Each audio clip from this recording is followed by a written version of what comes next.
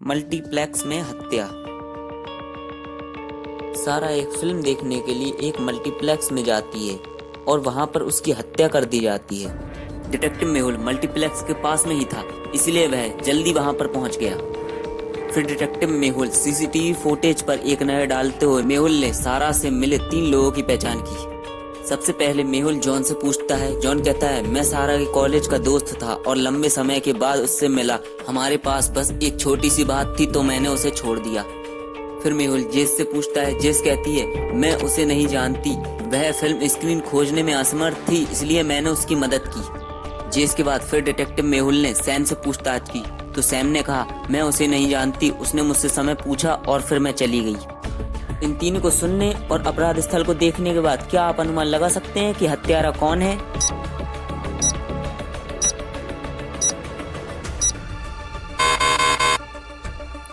सारा ने एक घड़ी पहनी हुई थी, वह समय के लिए क्यों पूछेगी? सैम झूठ बोल रही है, उसने ही सैम को मार डाला।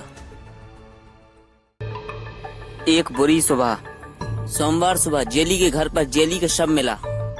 फिर डिटेक्टिव मेहुल उन तीनों लोगों से पूछताछ करता है जो उसके घर पर मौजूद थे। उसके बाद जेली की बेटी से पूछताछ की तो जेली की बेटी ने कहा, सर मैं कल रात से अपने दोस्त की जगह पर एक पार्टी में थी, मेरा अभी अभी घर आना हुआ है। फिर डिटेक्टिव मेहुल ने कुक से पूछताछ की तो कुक ने कहा, सर मैं हर सुबह सब्जियां लाता हूँ, आज मुझे थोड़ी सी देर हो गई। इसके बाद फिर डिटेक्टिव मेहुल ने नौकरानी से पूछताछ की तो नौकरानी ने कहा, सर मैं मैडम के कपड़े लेने के लिए कल शाम ब्लैक फ्राइडे की बिक्री पर गई थी, मुझे कुछ भी नहीं पता। फॉरेंसिक रिपोर्ट से पता चला कि जेनी को कल रात मार दिया गया था। परिदृश्य को समझना, क्या आप अनुमान लगा सकते हैं कि हत्यारा कौन है? बेटी, खाना पकाने वाला या नौकरानी?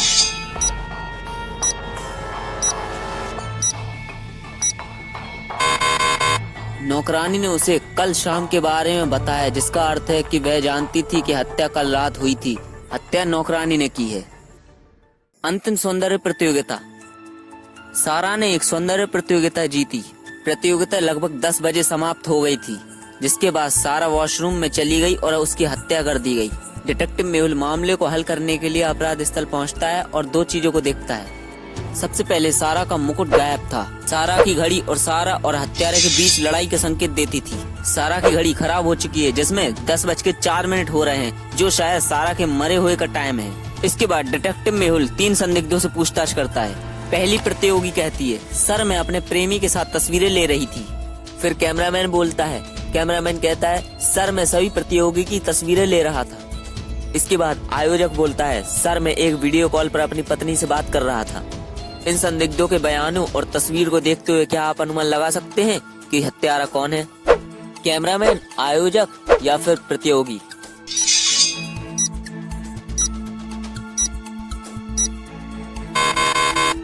असली हत्यारा ये कैमरामैन है। कैमरामैन के पास 10:04 पर सारा की एक तस्वीर है, लेकिन उस समय तक सारा पहले से ही मर चुकी थी। उन्होंने फोटो का समय संपादित किया है। प्राचार्य की हत्या। एक गार्ड ने स्कूल के प्रिंसिपल का शव पाया और तुरंत जासूस मेहुल को बुलाया। मेहुल ने 3 संदिग्धों से पूछताछ की।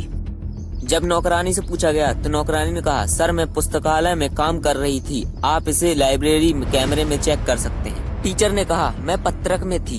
दूसरी टीचर ने कहा, मेरा चश्मा टूट गया था, इसलिए मैं मार्केट से चश्मा लेने गई थी। तो क्या आप अनुमान लगाकर बता सकते हैं कि प्राचार्य की हत्या किसने की होगी? नौकरानी ने, पहली टीचर ने या फिर दूसरी टीचर ने?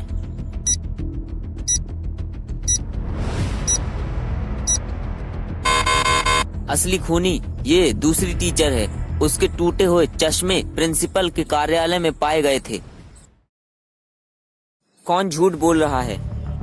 केविन और पीटर अचानक होने पर टेलीविजन देख रहे थे। इसके बाद फिर अचानक से रोशनी बंद हो गई और दोनों के साथ अचानक से गुत्थम गुत्थी हो गई, या मान लो दोनों के साथ लड़ाई हो गई। जब वह लड़ाई की आवाज कुछ ब्रेक सुनती थी तो उसकी माँ रात का खाना बना रही थी। उनकी माँ बच्चों के कमरे में भाग गई और एक टूटी हुई फ्रेम को पाती है। अपने गुस्से को नियंत्रित करते हुए उसने शांति से पूछा कि फ्रेम को किसने तोड़ा है। दोनों बच्चों ने निर्दोष होने का दावा किया। क्या आप अनुमान लगा सकते हैं कि फ्रेम को किसने तोड़ा है?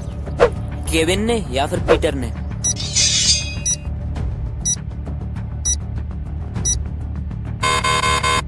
फ्रेम इतनी ऊंचाई पर था कि केवल केविन ही वहां तक पहुंच सकता था।